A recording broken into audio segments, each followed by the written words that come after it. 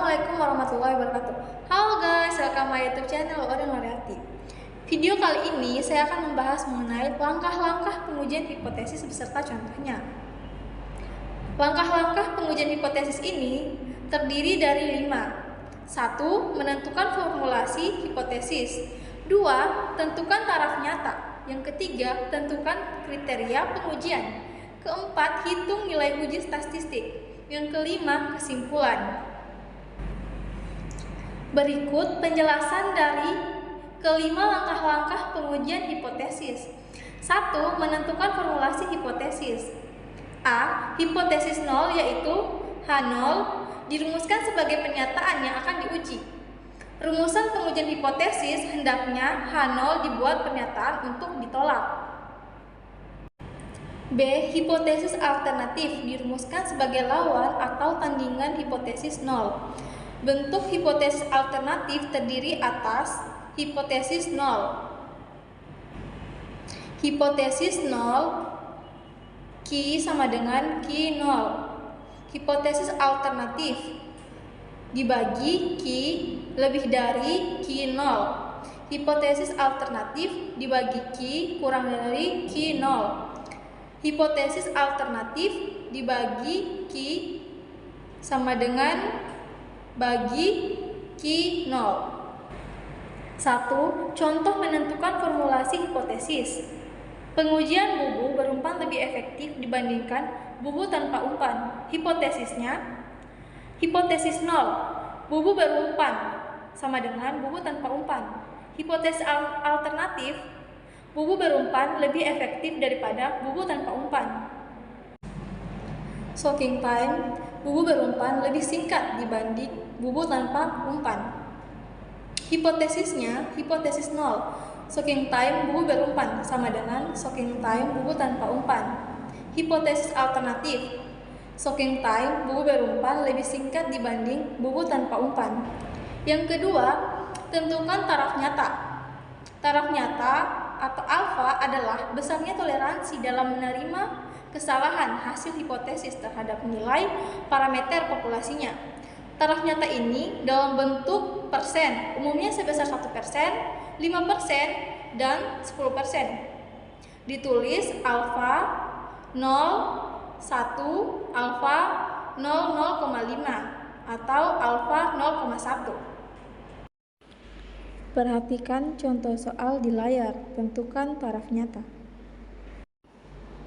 Dari contoh soal, diketahui N sama dengan 100, simpangan baku sama dengan 7 cm, alfa sama dengan 5%, X sama dengan 83 cm, mu 0 sama dengan 80 cm. A. Formulasi hipotesis. H0 bagi mu sama dengan 80. Hipotesis alternatif dibagi mu tidak sama dengan 80. B. Taraf nyata dan nilai Z tabel. Alfa sama dengan 5%, Z alfa per 2 sama dengan 1,96. Uji dua arah. C. Kriteria pengujiannya. Hipotesis 0 diterima jika min 1,96 kurang dari Z0 kurang dari 1,96. Hipotesis 0 ditolak jika Z0 lebih dari 1,96 atau Z0 lebih dari min 1,96. D. Uji statistik. Z0 sama dengan buka kurung 83 kurang 80 dibagi buka kurung 7 dibagi 100 1/2 tutup kurung sama dengan 4,29. Maka Z0 lebih dari 1,96. Hipotesis 0 ditolak. E. Kesimpulan. Pada taraf nyata 5% terdapat perbedaan signifikan X sama dengan 83 cm dengan mu sama dengan 80 cm tidak terjadi karena faktor kebetulan. Yang ketiga, menentukan kriteria pengujian. Kriteria pengujian adalah bentuk pembuatan keputusan dalam menerima atau menolak hipotesis nol dengan cara membandingkan nilai tabel distribusinya atau nilai kritis dengan nilai uji statistiknya sesuai dengan bentuk pengujian, sisi atau arah pengujian. Perhatikan contoh di layar. Tentukan kriteria pengujian. Dari contoh soal di layar, diketahui N sama dengan 15, alfa sama dengan 1%, mu 0 sama dengan 1,2. Rata-rata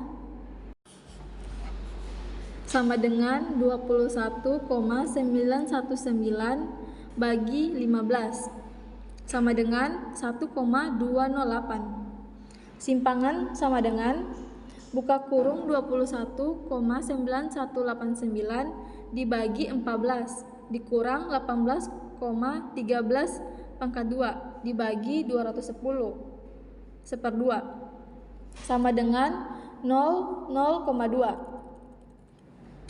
A. Formulasi hipotesis.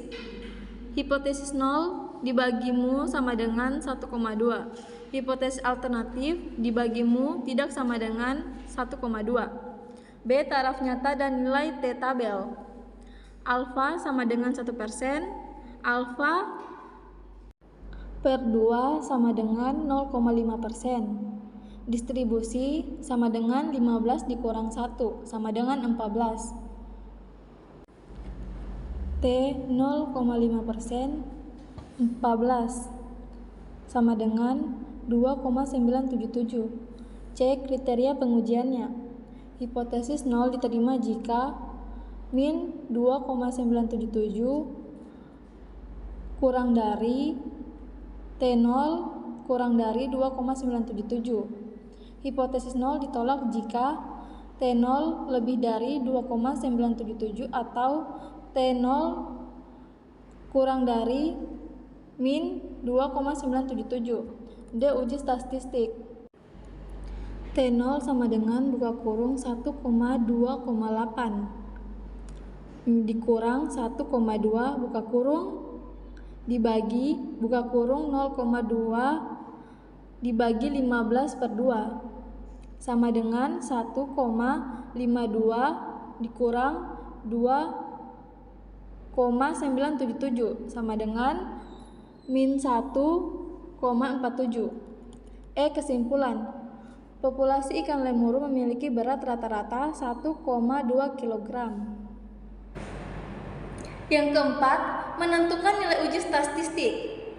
Uji statistik merupakan rumus-rumus yang berhubungan dengan distribusi tertentu dalam pengujian hipotesis.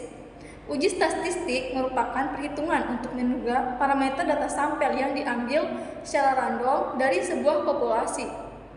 Maka, yang pertama-tama dihitung adalah statistik sampel. Perhatikan contoh soal keempat.